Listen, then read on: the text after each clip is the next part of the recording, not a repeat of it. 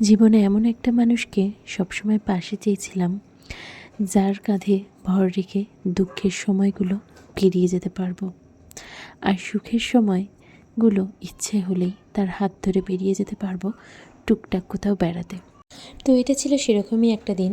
সকালবেলা উঠেই কোনো কাজে মন না লাগায় বললাম, চলো তো একটু ঘুরে আসি। আর তারপরেই বাড়ির কাছাকাছি মায়াপুর হওয়াতেই কিন্তু চলে এসেছিলাম মায়াপুরে। আর এখানে এসেই প্রথমে চলে গেছিলাম রানাদার বিরিয়ানির দোকানে। সেখানে গিয়ে বেলা হয়ে যাওয়াতে খাবার না পাওয়ায় তার পাশেই এখানে কিন্তু আমরা চলে এসেছিলাম আর একটা বিরিয়ানির দোকানে। এখানে কিন্তু খেতে অসাধারণ ছিল খাবারগুলো, তোমরাও ট্রাই করতে পারো। তারপর চলে এলাম মন্দিরে। তারপর মন্দিরে ঢুকেই দেখলাম এখানে রাধা গোবিন্দের মূর্তির সামনে সবাই হরিনাম সংকীর্তনে মত্ত রয়েছে।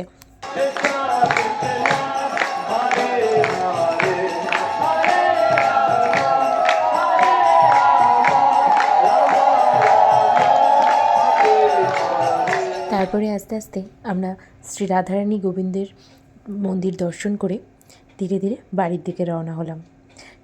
আজকের দিনটা কাটলাম ভীষণ সুন্দর। আর তোমাদের ভিডিওটা কেমন লাগলো জানিও অবশ্যই কমেন্ট বক্সে কমেন্ট করো। সাবস্ক্রাইব আর ফলো করতে ভুলো না। Thank you.